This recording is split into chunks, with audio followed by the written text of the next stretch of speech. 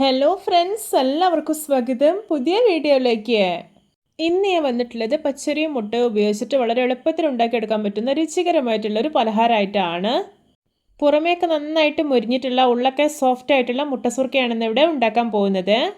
എന്നും പറയുന്ന പോലെ വീഡിയോ കണ്ടിട്ട് ഇഷ്ടപ്പെടുവാണെങ്കിൽ ലൈക്ക് ചെയ്യുക, ഷെയർ ചെയ്യുക, കമൻറ്റ് ചെയ്യുക, ചാനൽ സബ്സ്ക്രൈബ് ചെയ്യാനും മറക്കരുത്. പിന്നെ ഫേസ്ബുക്കിലൂടെയാണ് വീഡിയോ കാണുന്നതെങ്കിൽ പേജ് ഫോളോ കൂടി ചെയ്യണേ. അപ്പോൾ നമുക്ക് നേരെ വീഡിയോയിലോട്ട് പോവാം. സ്നാക്ക് ഉണ്ടാക്കാൻ വേണ്ടിയിട്ട് ഞാനിവിടെ ഈ ഒരു ഗ്ലാസ്സിൽ 2 ഗ്ലാസ് പച്ചരി 5 മണിക്കൂർ സോക്ക് ചെയ്തെടുത്തിട്ടുണ്ട്. ഇനി ഇത് മുഴുവനായിട്ടും മിക്സർ ഒരു വലിയ ജാറിലേക്ക് ഇട്ടുകൊടുക്കാം. നിങ്ങൾക്ക് ഈ ഒരു പച്ചരിക്ക് പകരം വറുത്ത അരിപ്പൊടി ഉപയോഗിച്ചിട്ടും ഈ ഒരു പലഹാരം ഉണ്ടാക്കിയെടുക്കാവുന്നതാണ്. ഇനി ഇതിലോട്ട് 2 മുട്ട പൊട്ടിച്ചൊഴിക്കാം. ഇനി ആവശ്യത്തിനുള്ള ഉപ്പ് ചേർത്ത് കൊടുക്കുന്നുണ്ട്. ഇനി ഇതിലോട്ടൊരു 1/4 ഗ്ലാസ് വെള്ളം ഒഴിച്ചു കൊടുക്കാം. എന്നിട്ട് നല്ല സ്മൂത്തായിട്ടൊന്ന് അരച്ചെടുത്ത് വരാം. ഇപ്പോൾ ഇത് നല്ല സ്മൂത്തായി തന്നെ അരച്ചെടുത്തിട്ടുണ്ട്. ഇനി ഇതൊരു ബൗളിലേക്ക് ഒഴിച്ചു കൊടുക്കാം. ഇനി ഇതിലോട്ട് കുറച്ച് ജാറ് കഴുകിയിട്ട് വെള്ളം കൂടി ഒഴിച്ചു കൊടുക്കുന്നുണ്ട്. ഈ ഒരു വെള്ളം ഏകദേശം 5 ടേബിൾ സ്പൂണോളം ഉണ്ടാവും. എന്നിട്ട് നന്നായിട്ടൊന്ന് മിക്സാക്കി എടുക്കാം. ഇപ്പോൾ ഇതാ ബാറ്റർ ഇവിടെ റെഡി ആയിട്ടുണ്ട്. ഇതിൻ്റെ ഒരു കൺസിസ്റ്റൻസി കണ്ടോ, ഓവർ ടൈറ്റ് ആവാനും പാടില്ല, എന്നാൽ ഓവർ ലൂസായി പോവുകയും ചെയ്യരുത്. ഇനി നമുക്ക് സ്നാക്ക് ഉണ്ടാക്കിയെടുക്കാം. അതിനായിട്ട് ഞാൻ ഇവിടെ ഒരു കടായിൽ എണ്ണ ഒഴിച്ച് നന്നായിട്ട് ചൂടാക്കി എടുത്തിട്ടുണ്ട്. ഇനി ഇതിലോട്ട് ഒരു തവി മാവ് ഒഴിച്ചു കൊടുക്കാം. ഒരു മീഡിയം ടു ഹൈ ഫ്ലെയിമിൽ വെച്ചിട്ട് തന്നെ ഫ്രൈ ചെയ്തെടുത്തോളൂ. ഇത് കണ്ടോ, പെട്ടെന്ന് തന്നെ ഇതുപോലെ പൊങ്ങി വരാൻ തുടങ്ങും.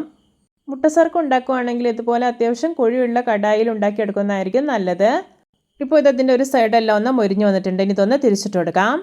പിന്നെ മുട്ടസർക്ക് ഉണ്ടാക്കുമ്പോൾ ഏറ്റവും കൂടുതൽ ശ്രദ്ധിക്കേണ്ട ഒരു കാര്യം, അരി അരച്ചെടുക്കുമ്പോൾ ഒട്ടും തരികളൊന്നും ഉണ്ടാകാൻ പാടില്ല. നല്ല സ്മൂത്തായി തന്നെ അരച്ചെടുക്കണം. ഇപ്പോൾ ഇത് കണ്ടോ, 2 സൈഡും നല്ല പോലെ മൊരിഞ്ഞ് നല്ലൊരു ഗോൾഡൻ കളറായിട്ടുണ്ട്. അപ്പോൾ ഇത് പാകമായിട്ടുണ്ട്. ഇതിനി എണ്ണയിൽ നിന്ന് കോരി മാറ്റാം. ഇത് നമ്മുടെ രുചികരമായിട്ടുള്ള മുട്ടസുർക്ക റെഡി. നോക്കിയേ, കാണുമ്പോൾ തന്നെ കൊതി വരുന്നില്ലേ? ഇതുപോലെ മറ്റുള്ളതെല്ലാം ഉണ്ടാക്കിയെടുക്കാം.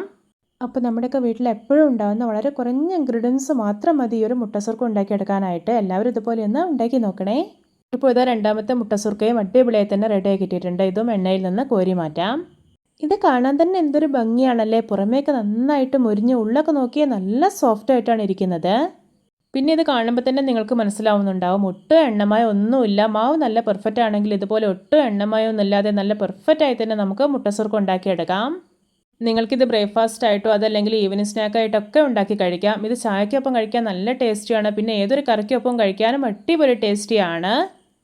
എല്ലാവർക്കും എൻ്റെ സിമ്പിൾ ആൻഡ് ടേസ്റ്റി മുട്ടസുർക്ക ഇഷ്ടപ്പെട്ടെന്ന് വിചാരിക്കുന്നു. ഇഷ്ടപ്പെട്ട സപ്പോർട്ട് ചെയ്യാൻ മറക്കരുതേ. അപ്പോൾ ഇതുപോലെയുള്ള വെറൈറ്റി വീഡിയോകളായി നമുക്ക് വീണ്ടും കണ്ടുമുട്ടാം. Okay, bye bye.